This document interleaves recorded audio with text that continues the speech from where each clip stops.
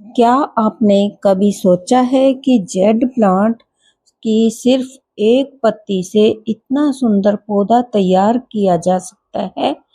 और क्या आपने देखा है कि छोटी सी कटिंग से एक खूबसूरत शेप वाला पौधा बनाया जा सकता है? आज मैं आपको स्टेप बाय स्टेप पूरा तरीका दिखाऊंगी। वीडियो के आखिर में आपको रिजल्ट भी दिखाऊंगी, इसलिए वीडियो पूरा देखें। जेड प्लांट एक ऐसा पौधा है जो कम देखभाल में अच्छी तरह से ग्रोथ करता है, लेकिन बहुत कम लोग जानते हैं कि इसकी पत्तियों और कटिंग से नए पौधे भी तैयार किए जा सकते हैं। यहाँ मैं आपको एक स्वस्थ पत्ती दिखा रही हूँ और स्वस्थ पौधा दिखा रही हूँ।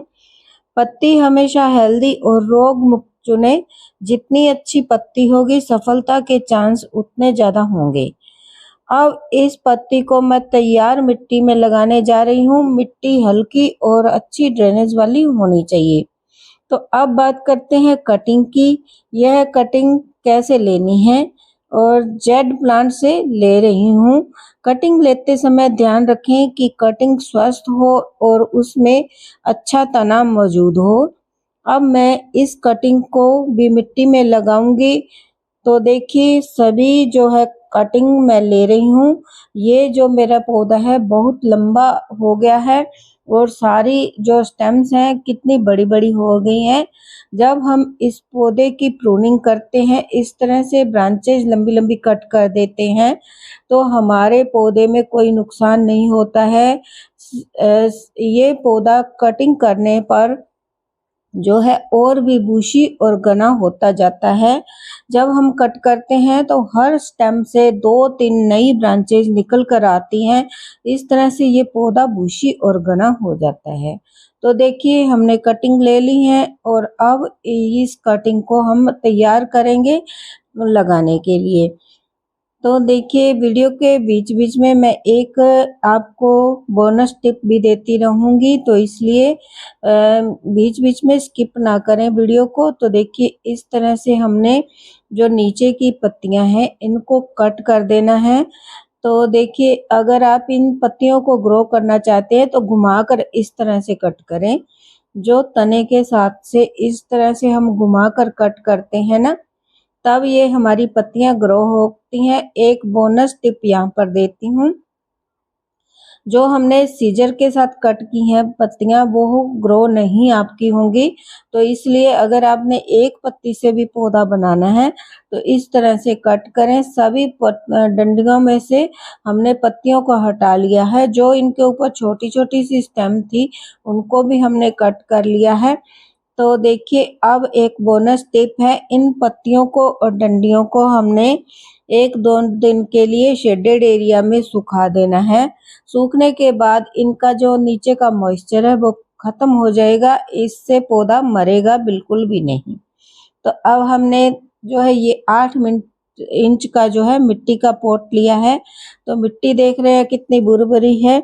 ये जो मिट्टी है मेरी गार्डन की पहले की है। तो इस मिट्टी में जो है मैंने जो 40% गार्डन सॉइल पहले से मिक्स की हुई है और 30% इसमें जो है पहले से सैंड मिक्स की हुई थी। तो और 1 मुट्ठी के करीब मैंने इसमें वर्मी कंपोस्ट मिक्स किया है और आधा चम्मच के करीब मैंने ये फंगीसाइड पाउडर मिक्स किया है। क्योंकि बारिशों का मौसम है तो फंगीसाइड पाउडर जरूर मिलाए और थोड़ा पानी डाल दिया है ताकि इससे ऊपर से लेकर नीचे तक मिट्टी मॉइस्ट हो जाए। और एक एक पत्ती को हम उठाते जाएंगे और नीचे का हिस्सा हम इस तरह से मिट्टी में दबाते जाएंगे।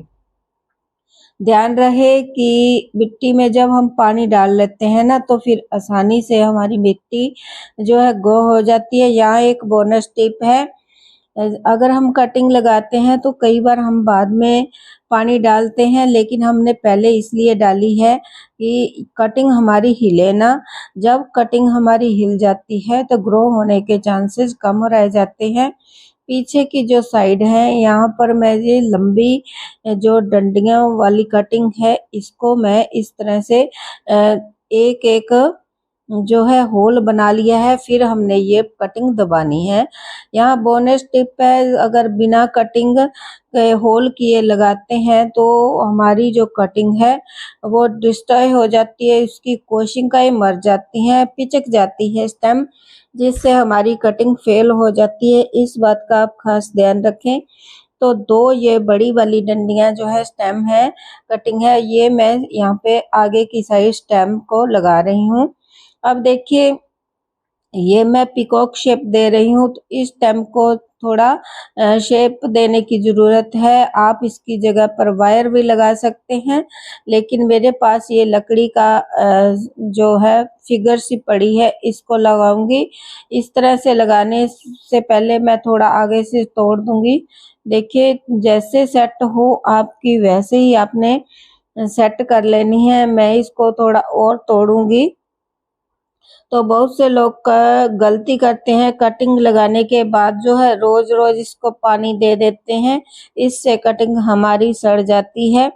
तो आपने ध्यान रखना है, इसमें हल्का नमी बनाकर रखनी है, लेकिन ज़्यादा ओवर वाटरिंग नहीं करनी है। जेड प्लांट को ज़्यादा पानी पसंद बिल्कुल भी नहीं होता है। और लगाने के बाद आपने इसको जो है ब्राइट इनडायरेक्ट लाइट में रखना है, यानी कि सेमी शेड में रखना है और धैर्य रखना है। कुछ हफ्तों बाद आपको धीरे धीरे नई ग्रोथ दिखाई देगी। देखिए जो एक्स्ट्रा कटिंग है उसको हम कट कर देंगे। कट करने के बाद इसकी भी नीचे की पत्तियां हटाकर इसी पॉट में दबा देंगे।